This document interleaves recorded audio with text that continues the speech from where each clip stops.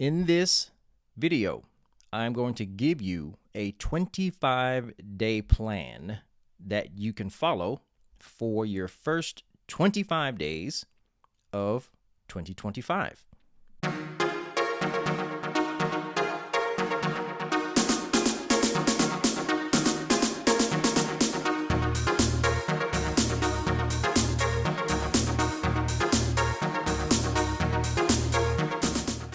Hello, this is Coach Terrence Thomas of the Maximum Vitality Podcast. In this video, I'm going to give you a 25-day plan that you can follow for your first 25 days of 2025. Are you catching the theme yet? If you watch this video till the end, I promise you will have a very solid, proven plan to get your metabolism on track, get your lifestyle on track, get your habits on track. If you follow this plan, there is a high likelihood that you will set yourself up for the entire year.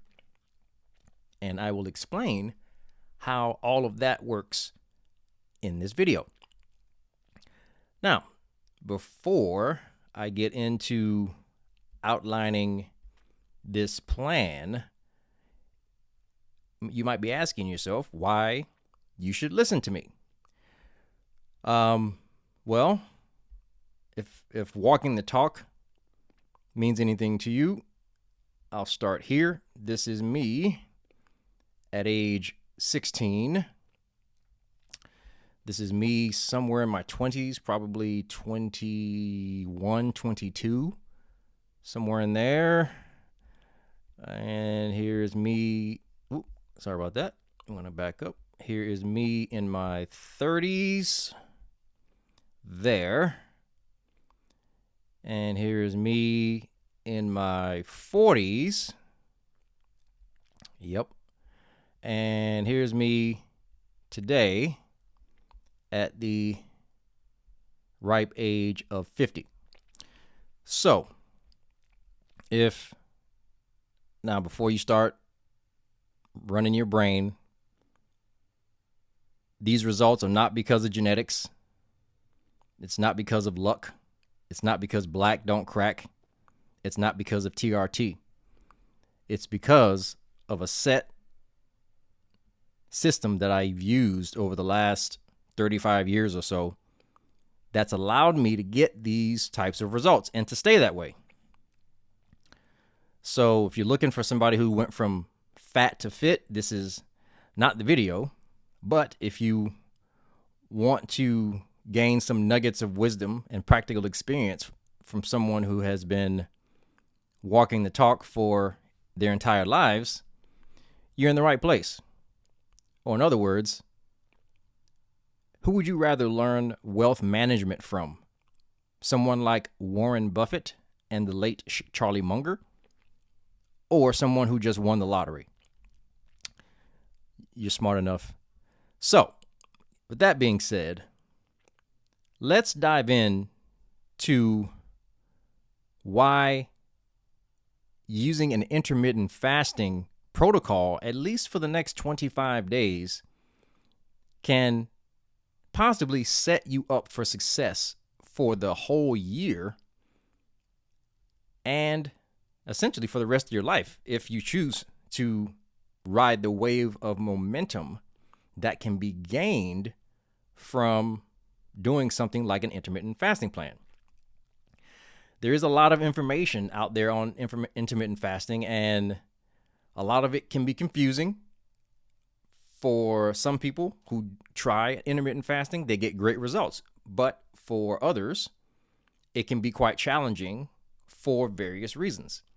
And we will go over those reasons in this mind mapping plan that I've laid out here.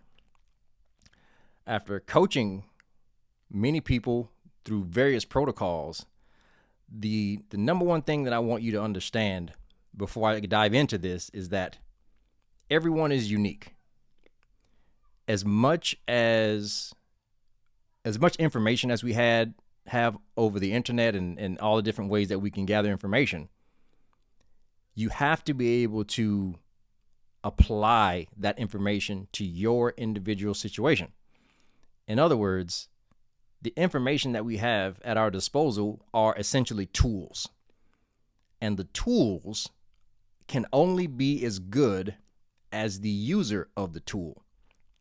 So it is my dream, it is my goal, it is my mission to give you the skills to apply this particular tool, and ultimately any tool that you choose to apply in getting the results you want with your health and your body and your fitness and your performance.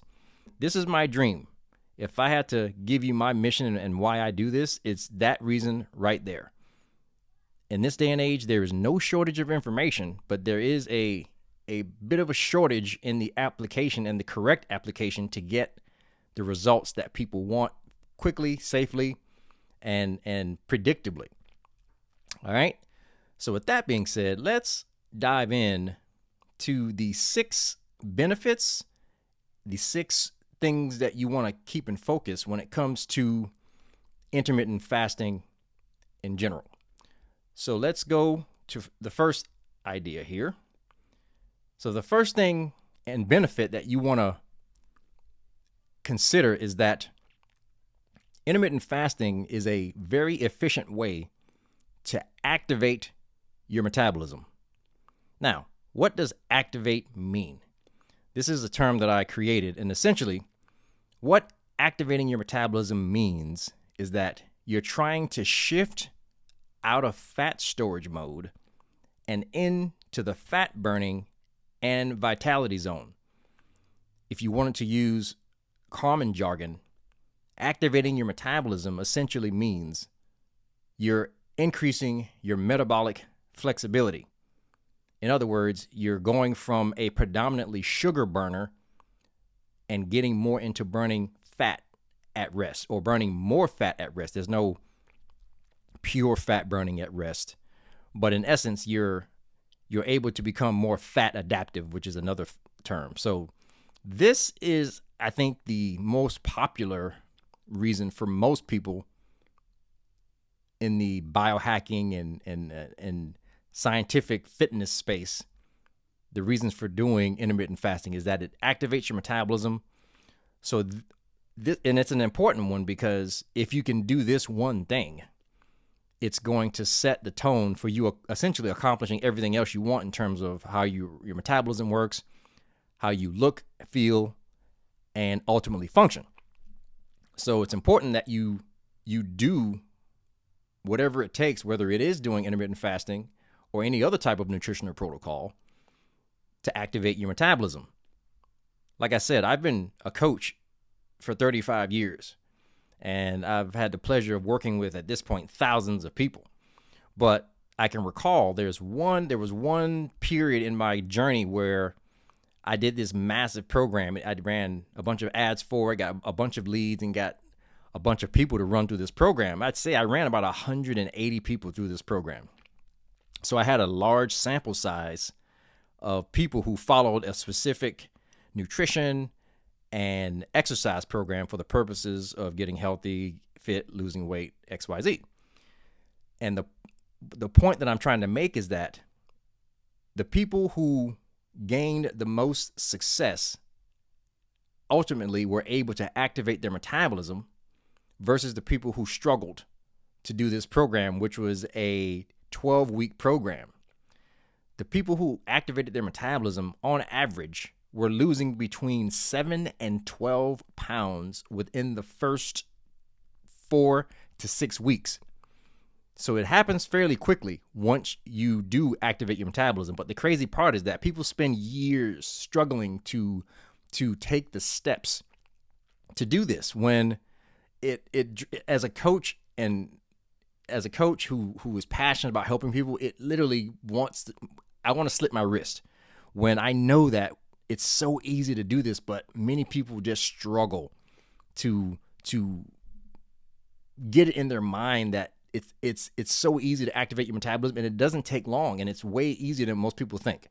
So the point is that if you struggled in the past, I get it. And there's many reasons for that, but just know that it doesn't take much to do this particular aspect of it. But when you do, it literally opens up Pandora's box for you being able to get into your best shape and your best health ever. So activating your metabolism, huge factor, can obviously be done with intermittent fasting.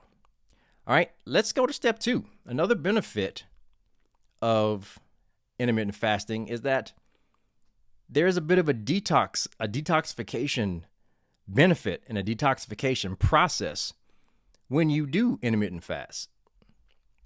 So how does that happen? It happens naturally. Obviously, if you're not eating as much and if you're not eating a bunch of junk food, by proxy, your body's going to naturally push out toxins that would normally be inundated with your body. That's from a rudimentary perspective. Now, if we look at some of the science behind this, there's a process called autophagy that occurs when you go into a fasting state. In essence, autophagy is essentially getting rid of the cellular junk inside of your cells. That's my simple third grader explanation of what autophagy is. Okay, so by having a fasting state in the metabolism, you allow the body to do a natural clean out. And this is essentially one of the main mechanisms of detoxification. Then the other way by which you will detoxify during a fasting protocol is that you will naturally rebuild your body's enzyme pools. One of the other things that happens in a fasting protocol is that because you're not overburdening your digestive system with food, the enzymes that your body naturally produces doesn't go to digesting food. But then those normally digestive enzymes are now allowed to go more systemic, which then supports all types of health building, regenerative, and performance processes in the body. One of them being to support the ease, reduction, mitigation of inflammation, which many people suffer from for many reasons, for various reasons. So, and this is without taking any cleanses and doodad machines and things like that. This detoxification process is essentially taking advantage of your body's natural wisdom. It's free. It'll happen if we just get out of the way. So that's a very cool aspect that you might want to consider with intermittent fasting. So, third concept I want to talk about is fat loss. Very sexy benefit that many people are greatly desiring. Obviously, with doing a fast, there is a natural reduction in calories, which then puts the body in a calorie deficit, which ultimately can, and most of the time does, produce weight loss, ideally fat loss. There is a difference between weight and fat loss.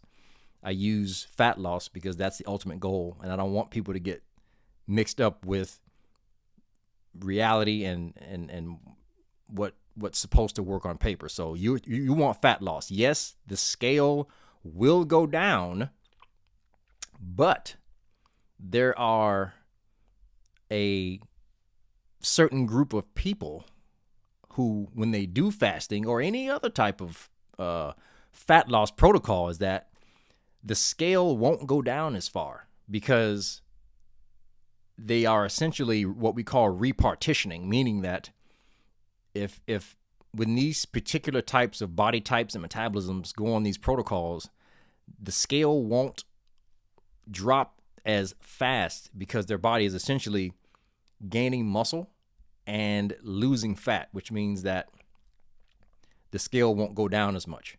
So that's a bit of a tangent, but I do want to preface this and help you shape your expectations if you have any, in terms of wanting to use this protocol for fat loss. So just keep that in mind.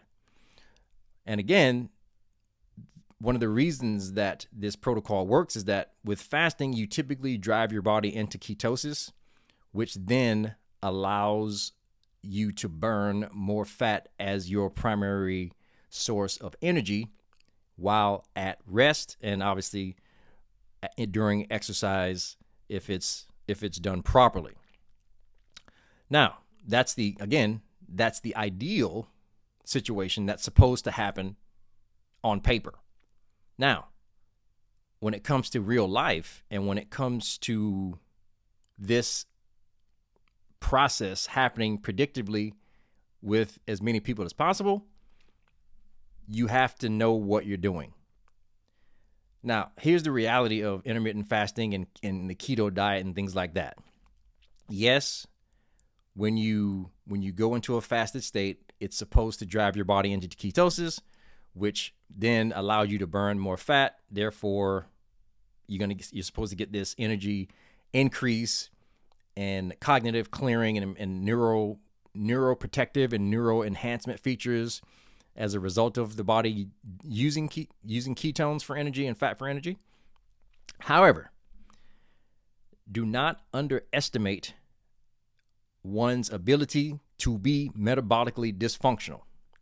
What I'm trying to say is, the more dysfunctional your metabolism is before doing an intermittent fasting protocol, the less likely that this will occur, and it will ultimately create more stress in the body, and it can be deleterious. It can be dangerous. So this is where having a guidance system to help you be successful with intermittent fasting. If there are pre-existing thyroid issues and things like that, it can all have an effect. There are other variables that I'll get into in a second, but just know that when on paper it looks beautiful, but you still have to know what you're doing. You have to know what your body is telling you while you are doing these protocols. All right. So, but fat loss is real and it does happen for many people, but just know that there is a catch to it, and you have to understand this to be able to do this successfully and to be able to have sustained results from protocols like intermittent fasting. Now, the next thing you want to understand is that, again, it was a segue into that, is that if all things are equal and if all things are in play, you can balance your hormones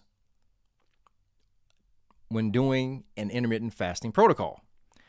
Now, let me explain to you how that works. So, one of the key benefits of intermittent fasting is that, again, by proxy, without doing anything crazy, just the act of fasting itself, it improves your insulin sensitivity.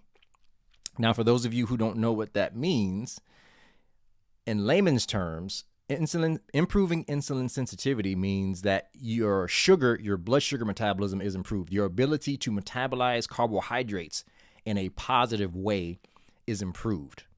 Because the standard and common diet is inundated with breads and sugars and simple and crap carbs, the body has to produce more insulin to metabolize these types of foods. And over time, the insulin production does get fatigued. And when you combine that with increased triglycerides and other factors, your body then becomes inefficient at utilizing insulin and therefore metabolizing carbohydrates.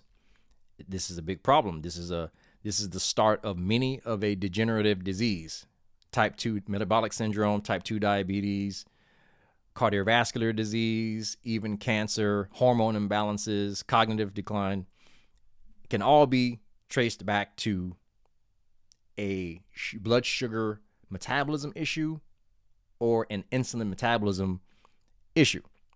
So by fasting, you can essentially press the hard reset button on this physiological mechanism, which then sets the tone for a multitude of positive metabolic factors as well. Now, one of the benefits of, again, improving insulin sensitivity is that it lowers a hormone called sex hormone binding globulin. What in the ham fat is sex hormone binding globulin?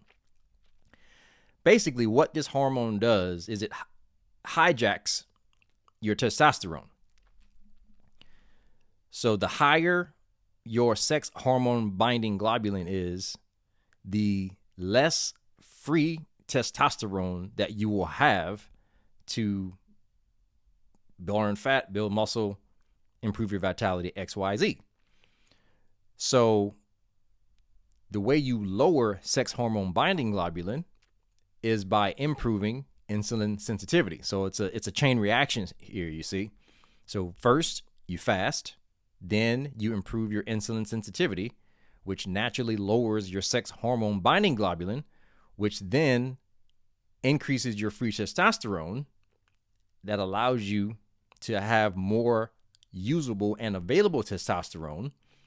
And then when you combine that with exercise, which also increases testosterone, particularly strength training, you get a nice positive benefit, which is what we're after. And then also through fasting, you get an increase in natural growth hormone production.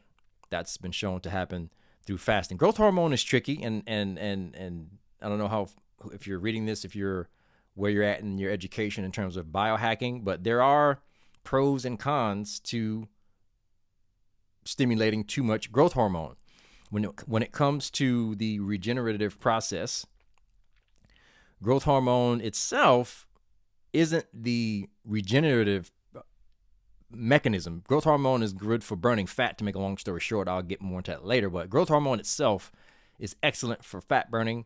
But when it comes to growth hormone and its muscle building regenerative capacity, it's only when growth hormone is converted into IGF-1 or insulin-like growth factor, that's where you get the muscle growth benefits. So bottom line is the advanced hormone stuff is a different topic, but just know that you do get some growth hormone increase when fasting properly.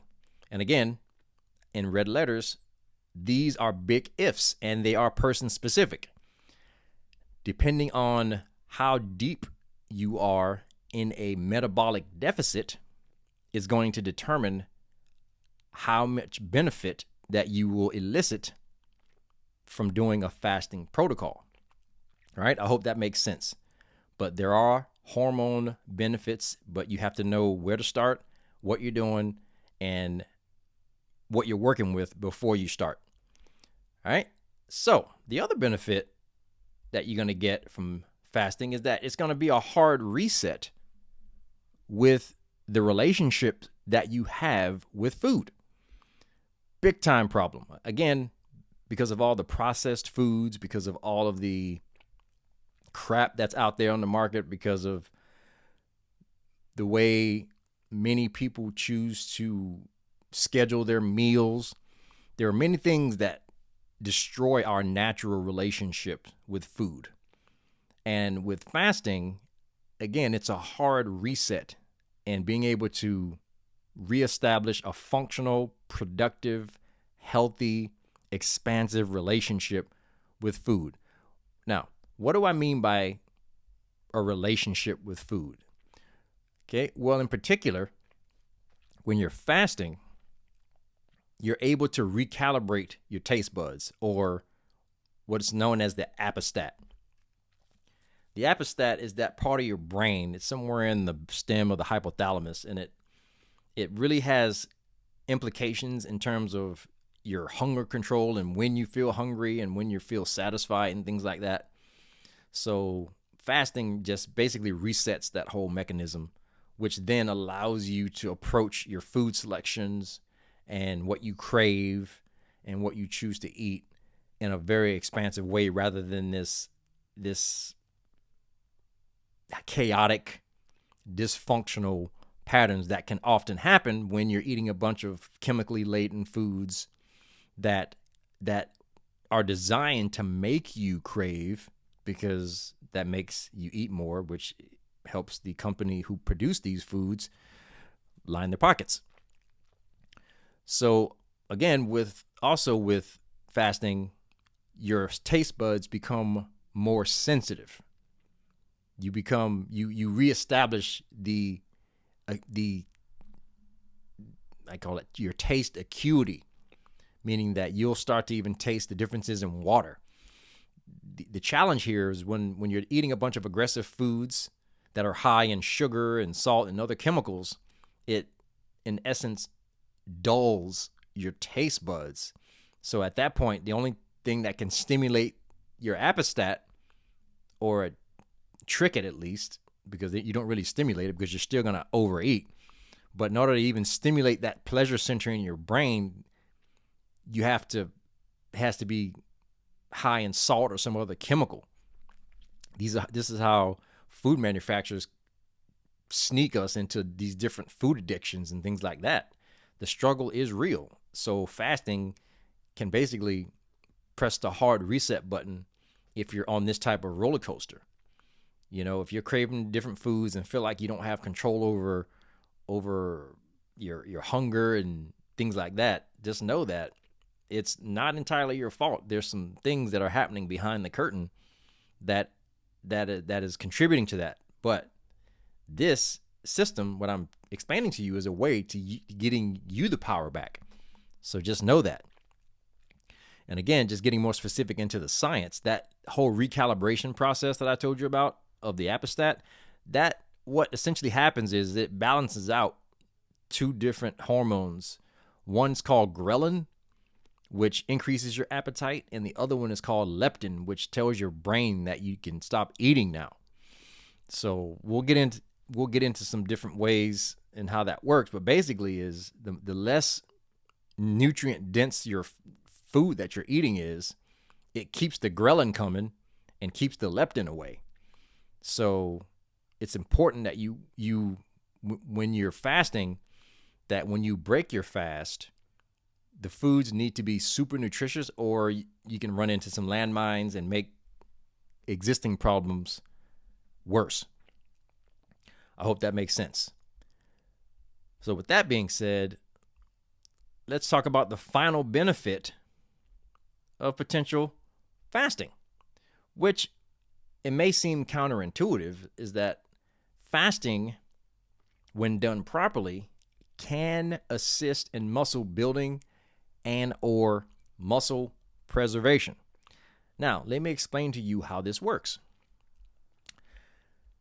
Now, the first way that it does this is by having an anti-catabolic effect, meaning that it can mitigate muscle wasting. Catabolic in this case means that your body's wasting muscle.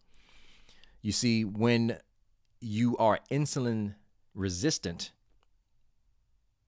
your body tends to burn more muscle. This is very common in people with metabolic syndrome and with diabetes. Because what happens is, when the cells themselves are starved of glucose, which is their primary energy source, the body naturally elicits a stress response, and that raises your cortisol levels. And cortisol is antagonistic to the development of muscle. So the higher your cortisol levels are, the more muscle wasting that you're going to experience. So by improving your insulin sensitivity, you then improve your glucose metabolism, which then naturally lowers cortisol, which then protects your muscle. And then obviously, if depending on your hormones, depending on your genetics, that's going to dictate your ability to gain muscle. But at minimum, if done properly, fasting will have an anti-catabolic effect on the back end because of this reason, because of improving insulin sensitivity, and again, the mitigation of cortisol overload. Very important. And again, this is going to be person specific, and you have to be able to interpret what your body's saying and responding when you're doing these protocols. So this is the pros of intermittent fasting. Now, I'm going to come out of this screen here, and now let's go into the potential pitfalls that you want to avoid when doing a fasting protocol. So the first thing, again, I touched on it a minute ago, is that you definitely want to avoid nutrient deficiency because you're going to be eating within a confined window, it will be a bit challenging to get nutrients. So it's important that the foods that you do eat are as nutrient dense as possible. And I'll just read it verbatim as I wrote it here. Again, restricting eating windows may result in insufficient intake of essential nutrients like vitamins, minerals, and fiber. This is especially true if participants choose calorie-dense but nutrient-poor foods during their eating periods. In other words, if you're eating junk food during your feeding window, that's going to be a problem. So, but if you're eating nutrient-dense foods, it's going to have the opposite effect. It's going to create a positive metabolic wave, meaning that when you do break your fast and then go into your feeding window, it almost like puts your metabolism into turbo boost and gets you ready for your next fast. And that means that your next fasting phase.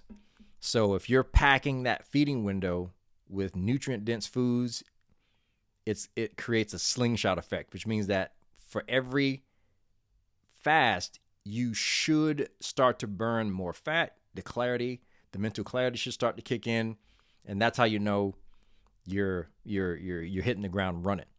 So that's what you want to take away from that. Really important, totally possible, but again, you have to be aware that that can happen if your food selection is not on point. Now, just like fasting can promote hormone function, it can also exacerbate existing hormone imbalances. This is especially true with women because they are higher in the production of estrogen. But I'll read it verbatim here. Prolonged fasting or extreme calorie restriction can disrupt hormonal function, particularly in women. It may affect menstrual cycles, fertility, or thyroid function if caloric intake is consistently too low. Again, this goes back to pitfall number 1, which is nutrient deficiency. If you are taking in nutrient-dense foods, the likelihood of this happening goes down. But again, if you have pre-existing hormonal issues, and here, I want you to understand this. A lot of people, men and women, are walking around in what we call subclinical states, meaning that they haven't been diagnosed officially by a doctor with XYZ issue, low testosterone, hypothyroid, and things like that, because they aren't clinically diagnosable yet. But just because you're not clinically diagnosable doesn't mean that it's not there. Now, I'm not a doctor, but I'm just sharing with you some very important information based on hundreds of case histories at this point. So the point is, you have to really start to get in tune with what your body is saying. And this is where having a good guide to guide you through this process is going to help you do that. But that's another story that I'll get into in a second. But just know that if you have a pre-existing condition, if you don't do this right, it can be a problem. And low energy and fatigue is the next thing that's to be considered. The more what we call dysglycemic someone is, or the more crappy your blood sugar metabolism is because you've been eating too much sugar, the withdrawals are going to be more brutal for you. And this can show up as low energy, fatigue, headaches, brain fog, XYZ. For many people, this is the main reason why they don't stick to it, or they abort the mission when this kicks in, because you can't be functioning when you're low energy and having headaches and stuff. So I get that. So this is where, again, having a guide and understanding how to troubleshoot and understanding how to work yourself out of these situations, should they occur when you're on this protocol. Going to read again here. Fasting periods, especially for beginners, can lead to low blood sugar that they can't effectively balance yet. This results in fatigue, irritability, and difficulty concentrating, often called hanger or getting hangry, or fasted-related hypoglycemia. Again, the severity in which this happens will be person-specific. It will be metabolism-specific, but a good guide will help you understand if this is happening, when it happens, and what to do if it happens to keep you on track. But just know, obviously, it can happen, and you don't have to abort the mission if it does happen. You just have to know what to do when it does happen, so that way you stay on track and you can accomplish your goal. Next thing, hang on here. Important to talk about, but we have to talk about it. Disordered eating patterns. Now, if you have a history of eating disorders, if you've had a history of a non-optimal relationship with food, I don't like labels, but it is what it is. This can be an issue for some people if you are in that camp. So you just have to know yourself, and again, having a guide that will help you navigate this without waking up a sleeping dog is really important. So again, intermittent fasting may exacerbate or trigger unhealthy eating behaviors such as binge eating, food obsession, or eating disorders in individuals predisposed to such tendencies. Now, going back to what I mentioned before in the benefits, where you're establishing this new relationship with food, once your taste buds get recalibrated, I found that this disordered eating naturally dissolves itself. So give yourself some grace if this is happening in the first couple of days, or the first even 7 to 14 days. I find that the hell week of it is between day 7 to 14, depending on the individuals. After that, it's downhill, and all the benefits start to kick in. But for many people, just because they're starting in this metabolic hole, it takes them a couple of days for the cells to get the message that they're not going to be operating under the same environment anymore. So something to consider. It is a pitfall. The struggle is real. But again, with the right guidance and the right system, you're going to be good. But again, you still have to be aware of it. And then the next thing I want to talk about is potential digestive stress. Okay? Because again, you're going to be eating within that feeding window. And one of the things that can happen is these two are kind of intertwined. If you have a distorted relationship with food, you combine that with the fact that you have a shorter eating window, combined with the fact that you're probably going to be super hungry, that can tend to allow you to overeat. And obviously, if you're doing that can lead to bloating, indigestion, or basically creating a traffic jam in your gut, because you're shoving a bunch of food that it can't effectively break down at that time. So, and again, additionally, skipping meals can slow digestion and disrupt gut health as well. So again, it's about balance, and this is where getting feedback from your body and making the adjustments on the fly and just developing this new relationship with yourself. This is another side benefit that I didn't even mention here, is that this process allows you to establish a new relationship with your body, let alone with your taste buds. So it helps you get in touch with all of these different things, how you feel after a meal, how it affects you, how it affects your blood sugar, how it affects your mental clarity. These are all things that are important for you to gain a natural knowledge of self. So again, you don't want to overeat, and at least at the beginning. What typically happens is, for various reasons, is that the more you fast, the more efficient your digestion happens. You become more efficient at digesting for various reasons. One, remember I said that intermittent fasting improves your enzyme pools.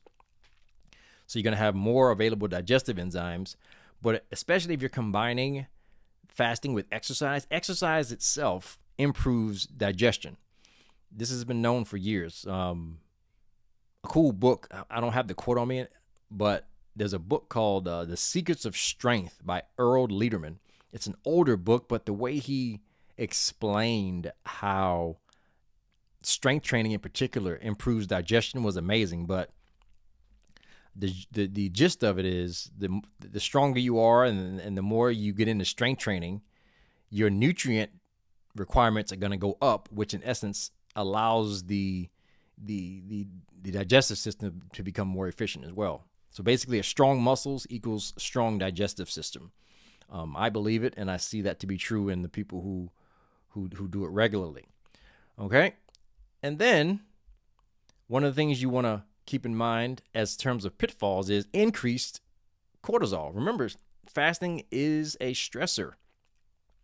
So if you do it too fast or too long or too aggressively, it can be a stressor rather than something that's therapeutic. So you do want to be aware of that. A lot of times, this is where I've done posts about fasting and the potential liabilities, and I've gotten some kickback, but I'm not against fasting. Obviously, I'm doing a whole video on it.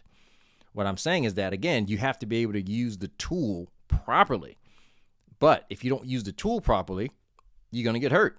If you don't know how to use a table saw, you're going to be missing some fingers sooner than later. Same thing. This is just an intellectual tool. So if your body's in a constant starvation state, or if the fasting at that particular time, if you're not able to manage your blood sugar, eventually cortisol is going to stay high, and it's going to create a metabolic shutdown rather than a metabolic stimulation. All right, so this is where you have an opportunity to get some guidance on how to do this successfully. So again, this is my 25-day intermittent fasting program. And I do believe that if you can get this right, and if you can get this in place, everything that I've shown you here, it's going to set you up for the entire year. Remember, it's going to take at least 25 to 30 days to develop a new habit. So this puts you right in that sweet spot to reprogram your metabolism. And if you can ride that wave, which it will be easier once you've done the protocol, it's going to set you up for the rest of the year. So what I want to go over now is basically all of the components that are in the 25-day coaching plan should you choose to join. So the first step that you're going to do is you're going to undergo an evaluation. And what this evaluation is going to do, it's going to help you gain an understanding of your unique metabolism. Got two eyes there. I didn't typo that. That's all right. And what this is going to do is that it's going to predict, it's going to give us a better idea of how you're going to respond to the protocol. And it's also going to help determine what type of fasting protocol is going to work for you. So the evaluation is a way to be more accurate with your program. Again, I've come from the camp that if you don't guess, you assess. So we start there, and you'll have the form to be able to do that. Then we will determine your fasting style. If you understand different intermittent fasting protocols, some people do a 16-8, some people do a 12 and a 12, some people do a 10. And so there's different styles, and depending on where you're at right now, and depending on your schedule and things like that, there's different styles that we can do. You may not be in a position to do a full pure intermittent fast, and that's okay, because there are things called a controlled fast that we'll get into during the coaching section. So there's ways to make this work, and this is the reason for this program, is to help it work for you and make it work for you by having somebody who's competent guide you on how to do it. Then there will be daily check-ins. This is 25 days. We're checking in. I'll be checking in with you every single day for 25 days. This is to make sure that you're staying on track. There will be check-ins in the community group. I think I will also have a private texting place where you can chime in if you have any questions like that.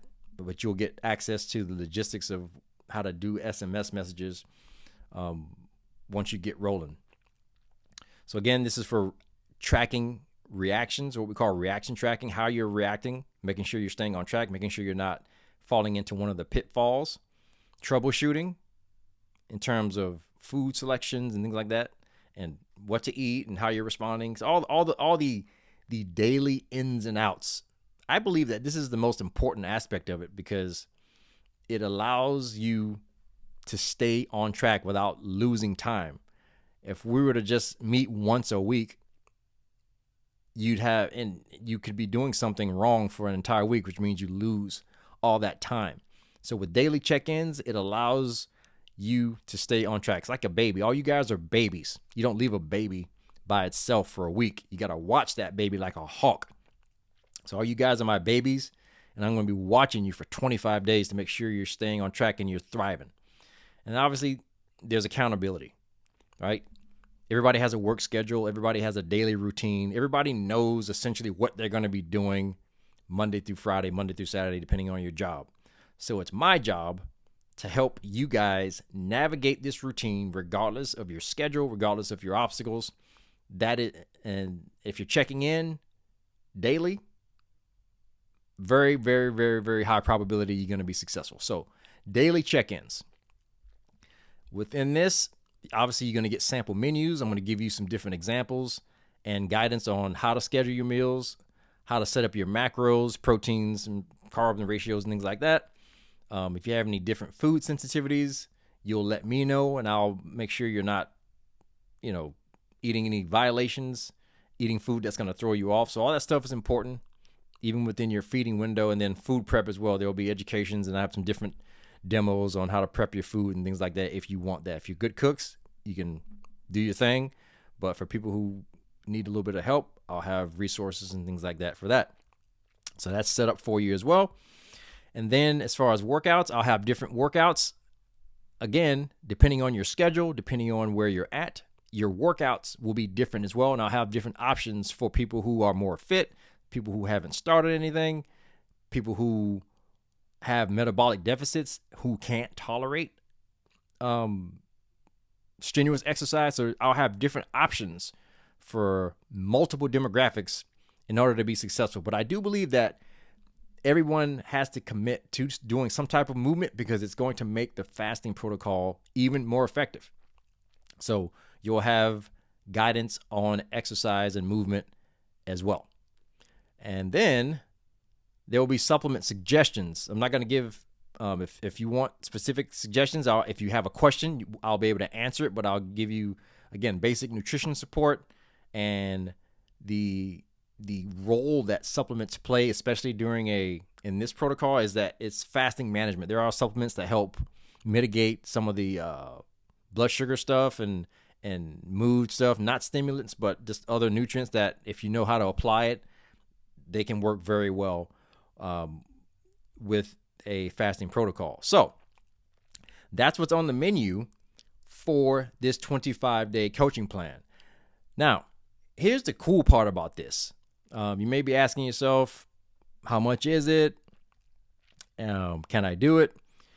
This is my gift to whoever chooses to participate in this. I'm not charging a specific price. I'm doing what is called pay what you want. This is 100% value that I'm giving you guys. But considering everything that you're getting here, I'm going to let you determine what this is worth to you. When you go to the registration page, there'll be a place for you to pay whatever it is that you want. I'm charging everybody something because I need you to have some skin in the game. If you don't feel like what I've given you isn't worth what you paid, I encourage you to contact me directly, and I will either give you a refund or figure out some other situation to where you get your value. So all the risk is on my end, and I'm confident that if you do what I ask you to do, you're going to get what you've come here to get. So there should be somewhere in this video to register or somewhere connected to this for you to find out more information. But if you even followed what I've given you here to whatever knowledge that you have, I think you're going to set yourself up for an amazing 2025. So I hope you've gotten some value from this presentation. And again, if you want more information, it's going to be somewhere attached to this. If you're watching me on my YouTube channel, thank you so much. And if you have not done so already, please like and subscribe, and I will see you in the next one. Take care.